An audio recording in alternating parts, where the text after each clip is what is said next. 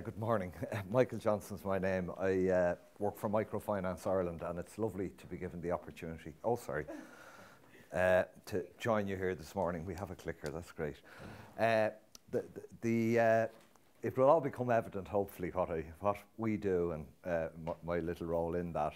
And it's a great opportunity to speak to this particular gathering because we have a particular focus in improving our involvement with minorities, and particularly people coming from different ethnic communities who are new citizens and newly present in Ireland. It is a rather daunting challenge, as many Irish people know from our experience as migrants to other countries. The first thing I'm just going to do, the first question most people ask is, what kind of businesses do you actually support? And this little video clip, it only runs for 2 minutes, gives a sample of the type of businesses we're engaged with. And generally, just to say, it's not the type of businesses you see and read about in newspapers or get a lot of coverage. But I think it's more representative of the real Ireland in many respects. So I'll just play this for a moment. The business My Choice, we're up and running 14 months. We applied to Microfinance Ireland because we were refused funding from Bank of Ireland. We had our own funding, but we needed extra. It was, I think, a week, like a week after submitting the papers, they phoned. That impressed me. That was really quick. It was just a couple of days after that, we had our money in the account. Great moment. Because it means a lot. It meant a lot for us, just to be able to carry on. At the beginning, I thought it was hard, and I really thought I wasn't going to get it because I got refused from the banks. I said, "There's no way." I actually wasn't shocked when they said, "Yeah, you got it." That's the honest truth. I wasn't shocked. Firstly, I applied for a bank loan, which unfortunately has been declined. So a friend of mine actually was recommending me Microfinance Ireland. They helped me with the paperwork and with all the information over the phone and by email as well. They gave me everything what I need. And there's various pieces of documentation that are needed. Simple things like proving your address, up-to-date bank statements, verification of your business plan. Very simple. And once they had all of that in hand, the monies were in our account same day. Initially it was a phone interview, but eventually I went in for a meeting with them to talk through my business plan and the likes and see how they can help me out. As soon as they rang me, it took about 3 weeks for the whole process to go through. The offer was there and the money was in the account the day after I accepted the loan offer. I'm a new business. I'm Mina's Handmade Nougat. I started a year ago. I went to the Laoghaire office and they put me on to MFI Ireland. The first call from them was 2 weeks after I've submitted the paperwork to the Laoghaire office. And 2 days later I had the interview. Yes, I will definitely recommend Microfinance Ireland. I find it very easy process, and for a small business I say it will be very good. Just go and trust them. Since we have been successful with microfinance loan, we've grown year on year. We were up 130% last year. We're up 45% this year. So we're really happy the way that the business is going, and it's all down to people like Microfinance Ireland that have supported and helped us all along the way. So there you have it. It's short and sweet. I represent Microfinance Ireland, and it's wonderful to be here this morning. Just to give you a little insight into basically what we do. You've seen who we do it for. We're basically supported by the Irish government. We were one of the initiatives under the government's Action Plan for Jobs, which was started several years back as part of the core activities aimed at getting people back to employment after the catastrophic economic collapse of our country. There were a number of initiatives in the space we operate, which is access to finance for small businesses, and the banks have a particular scheme. The Credit Review Office is an appeals mechanism for people who are refused by the bank. We have our own operation, which I'll go on to describe, and then the establishment of the local enterprise offices, who are the kind of first point of contact for micro-enterprise support at a community level. So they were all government initiatives with the focus of getting Ireland back to work. So basically the Microenterprise Loan Fund scheme was set up in the end of 2012, and it was designed by government to provide loans to newly established or growing enterprises across every industry sector who have commercially viable proposals but who don't meet the conventional the conventional requirements of the mainstream financial providers, mainly the banks. So we were really set up to deal with the stuff the banks wouldn't fund. It wasn't intended to replace the banks, but just introduce another layer below their risk capacity that would help and provide much needed access to finance for people. And at the time we were established, and unfortunately, as I speak today, we needed evidence from people when they applied for us that they had in fact been declined by a bank. By the end of June, that will be gone and people will be able to come to us directly. It doesn't change the nature of who will come to us, quite frankly, because people who are bankable will generally go to the bank, because every business needs to have a bank account, needs to have a current account, needs to be able to make payments in and out. We're not providing those range of services, so we're not, but what it does mean is that people who are clearly not going to succeed at the bank can bypass the whole process of having to go through the ignominy of getting declined before they come to us. So we will still be dealing with the risky end of the marketplace. The definition of a micro-enterprise, very simply, it's up to 10 staff enterprise who are turning over less than 2 million. And this really accounts for 90% of Irish businesses. And just to stress, some people kind of consider we're really just about startups.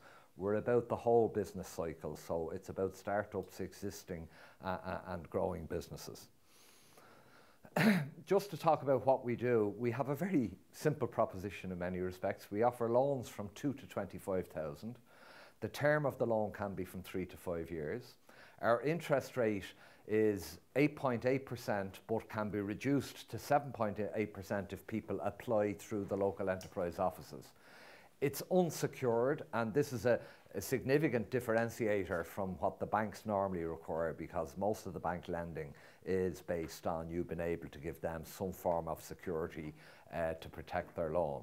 We offer flexible terms. We understand that, for example, a startup business needs a period of time to get our loan into the game, to get customers, to get revenues that come back to repay the loan. So we can tailor the loan. We also know that some businesses are cyclical by way of they have a seasonality or something associated with them, and therefore we can structure the payments to kind of mirror when people are actually doing most of their... we can give people who run into difficulty a holiday by way of giving them enough space to kind of sort out their affairs. And we would work, again, with mentors and the local enterprise offices in trying to find solutions for people who run into difficulties.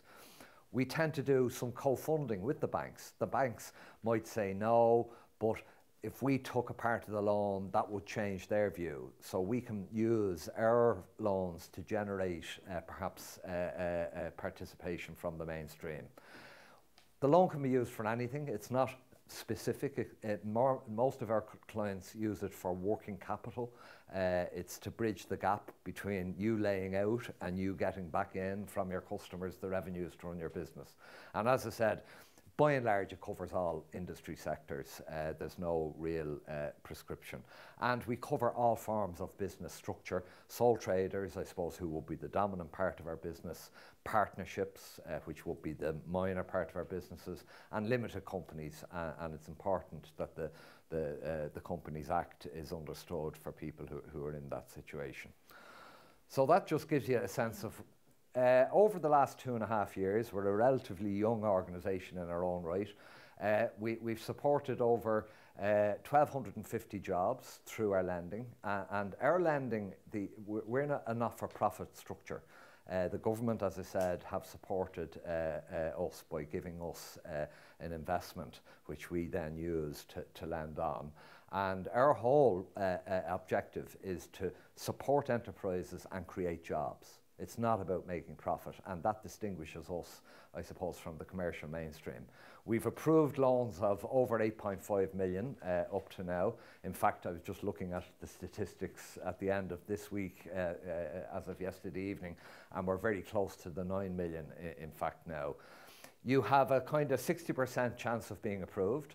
Again, regrettably, there are loans we reject because we're making the right decision, and it's the right decision for us because we need to have some chance of getting our money back.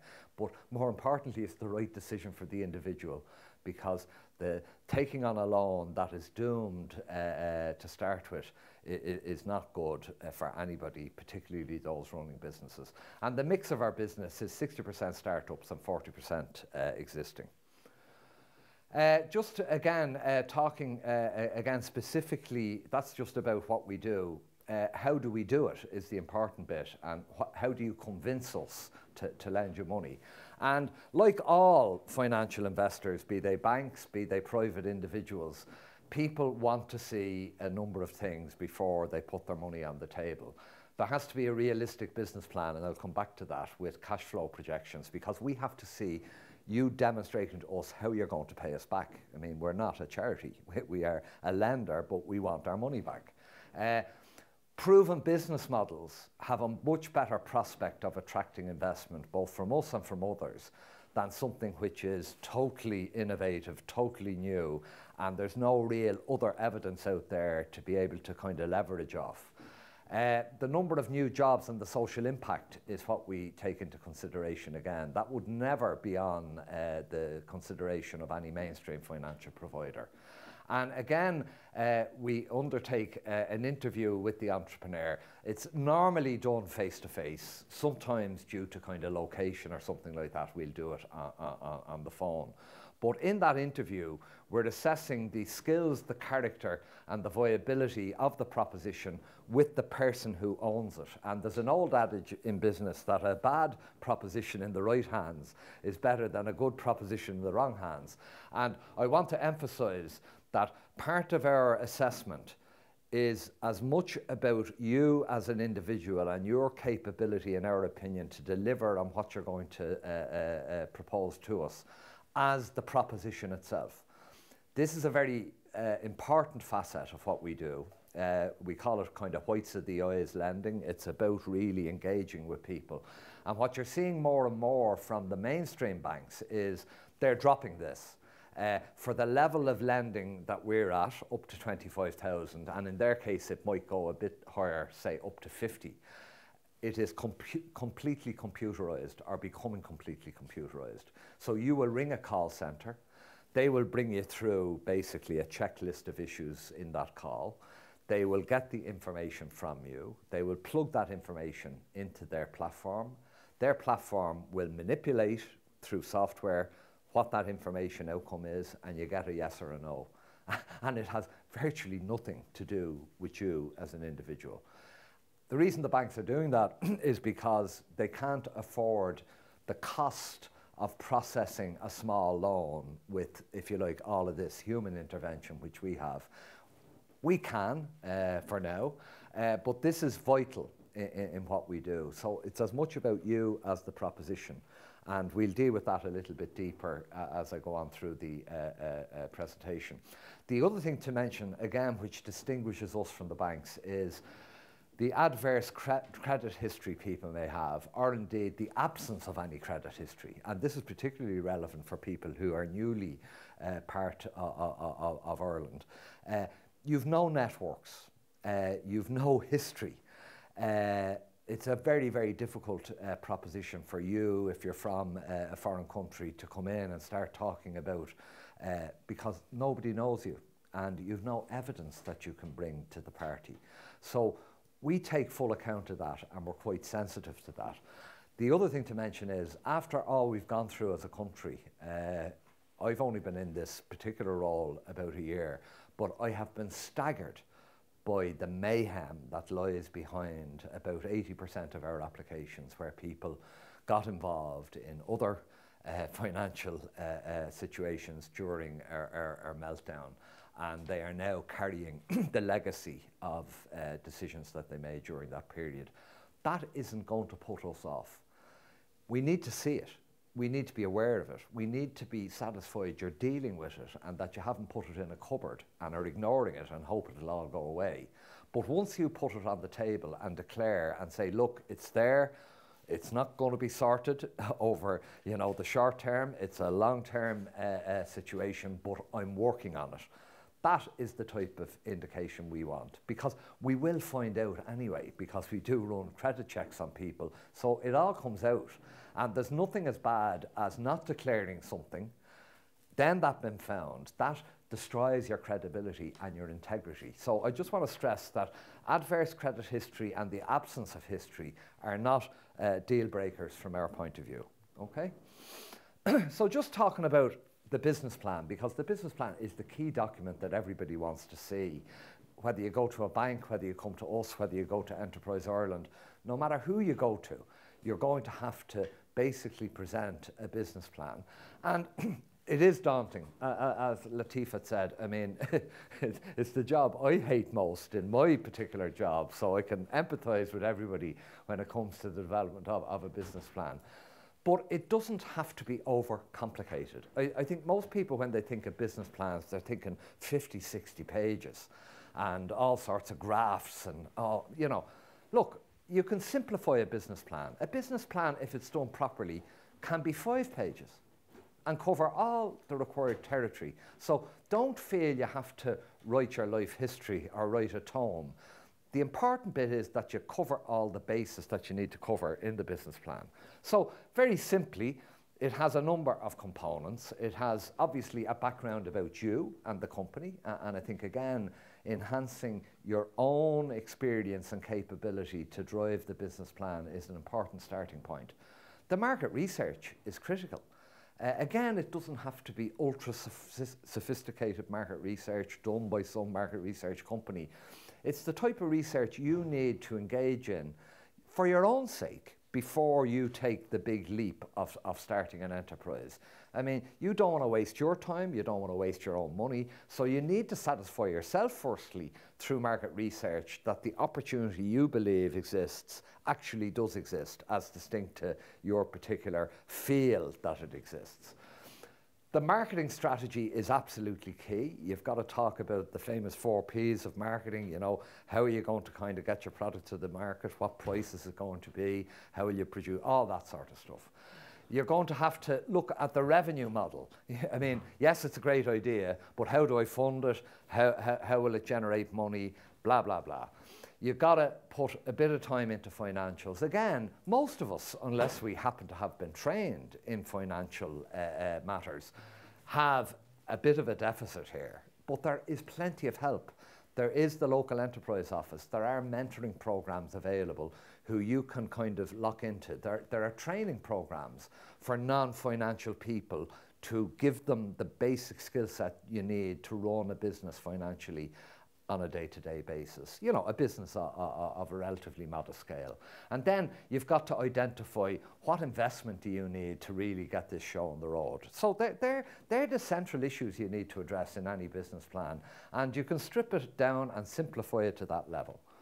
So just to talk about some of these in a little bit deeper as to what are the contents of those heads. You've got the company background. I mean, I again mentioned this in my narrative, you know, what's your company do? What's the unique selling point? Who are the shareholders? Is it you, or is there other people involved? What's your experiences and skills? And you know, what's this company seeking to do? What are your goals and objectives? So that type of thing is help.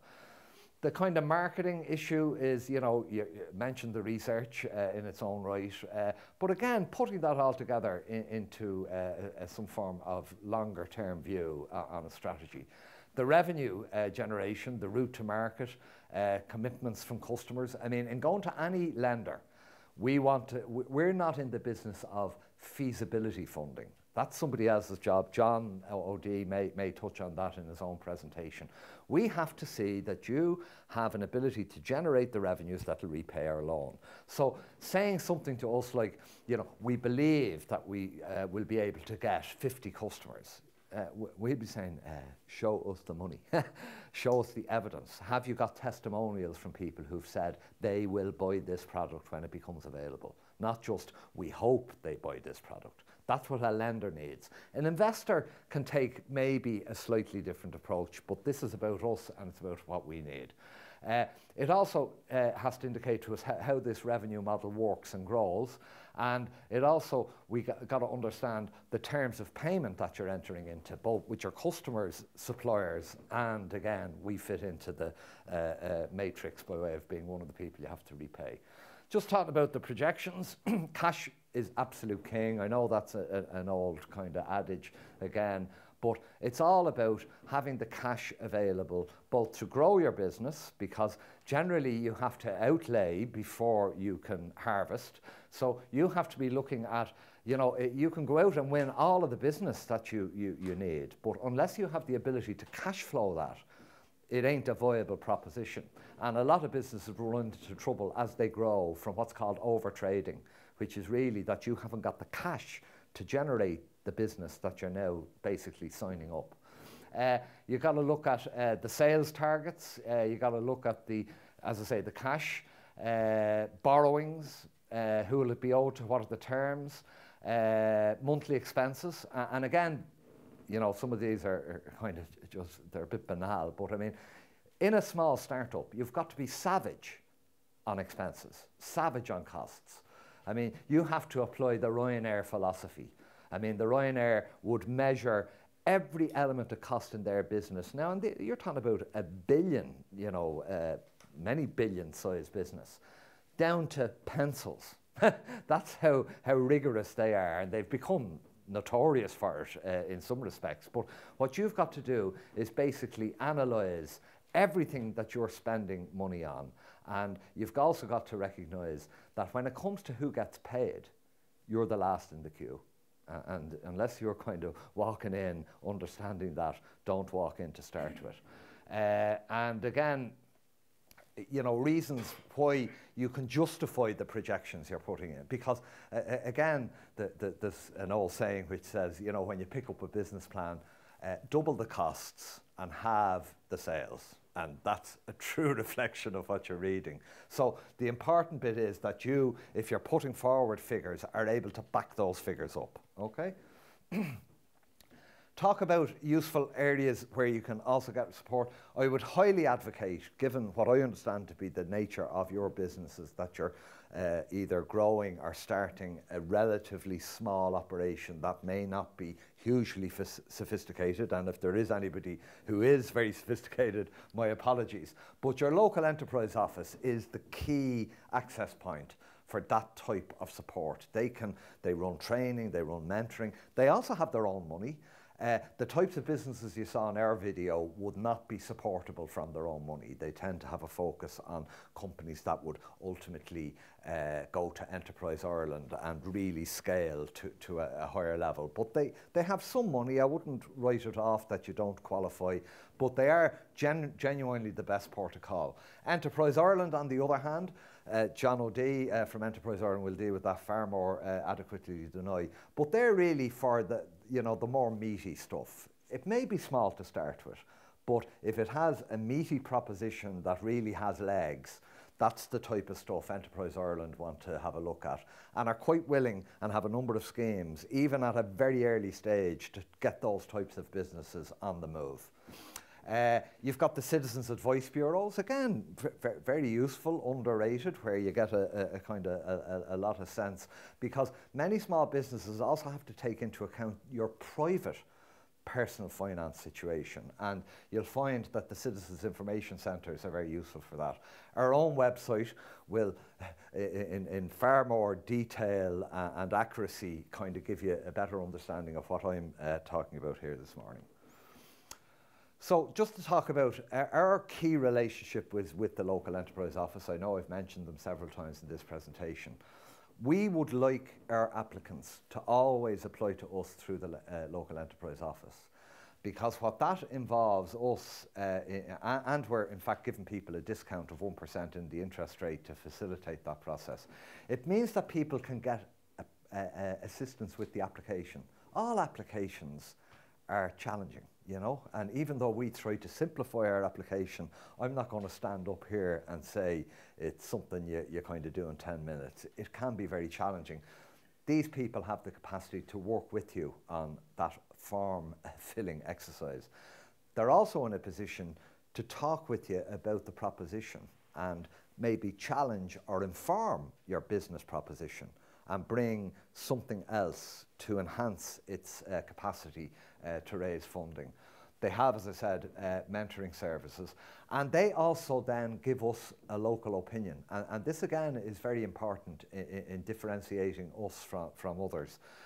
The local enterprise offices, maybe not so much in Dublin, because Dublin's just so big, but when you talk about country areas, and 75% of our business is actually outside of Dublin, everybody knows everybody. You know, your business is very public, where if you live in Clondalkin or you live in Ballymun, you know, you'd be lucky if you knew the few people that live both sides of you. You're quite anonymous. In rural locations, it's quite the opposite. And the type of intelligence we can get from the local enterprise office with an application is very valuable.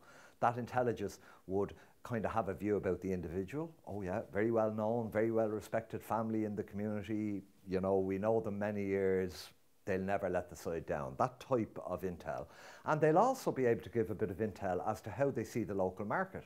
Because most of the businesses you saw in the video are very local. You know, I mean, the hairdresser and beauty salon in Lucan. I mean, people aren't going to travel to that by and large. They are local people who are using that service. So they would be able to tell us something like, well, actually, there are 6 other beauty salons in Lucan. I don't really know if there's a huge opportunity for another one. You know, so that is a very valuable source of information to us, and we take very seriously that kind of recommendation that we get from the local community that we interact with. The final decision is ours. There's no escaping that. It's our money. We have to run a show.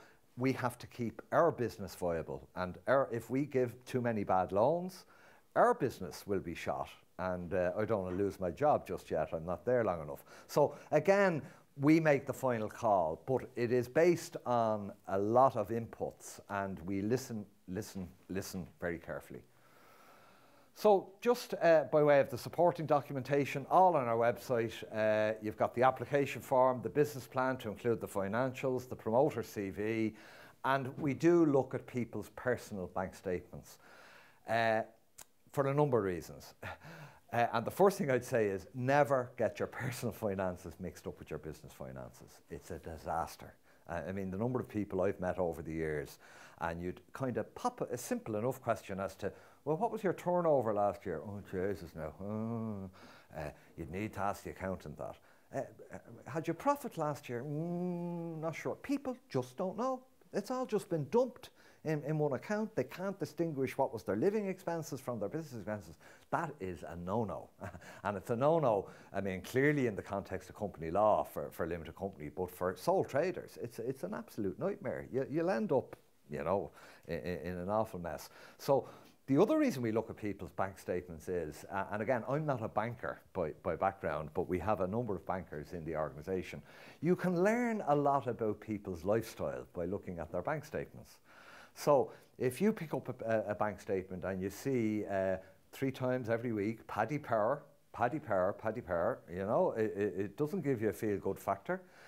Equally, if you see kind of several very large spends in Brown Thomas or something like this, you're kind of saying, this doesn't stack up. I mean, from what we understand to be this person's means, they really shouldn't be spending that money in Brown Thomas. So it does give you an insight. It's not a kind of a showstopper, but it is something that we do, and we look at people's personal bank statements. The same goes for existing businesses. The difference with existing businesses is you have facts to do it rather than kind of aspirations. But and the other thing we look at this very clearly is the aged debtors and creditors list. That says a lot. How much have you owed? Do you owe as a business by way of your own suppliers, and how long have you owed it? And are you collecting the money that you are expecting to come in from your customers? And are you on your game in that respect? Or have you a whole bunch of potential bad debt hanging out there which you're unlikely to realise because it's maybe dated over 90 days or something like that, and it's highly unlikely people will recover debts when they go that long. So that's basically what we do. Two websites that are, I think, very interesting for you are the localenterprise.ie, and you can kind of click on a map on that website and it brings you to the particular locality where your business is going to be operating, and our own website, microfinanceIreland.ie. So look, I hope that gave you some little insight into what we do, how best to approach us, and some general pointers by way of how you go about constructing the business plan and how you go about presenting yourself, because you are actually more important than the business plan. It's the combination of the two which ultimately are going to convince people, be they us, banks, Enterprise Ireland, or any other source of finance, that you're the right person to invest in. Okay? Thank you.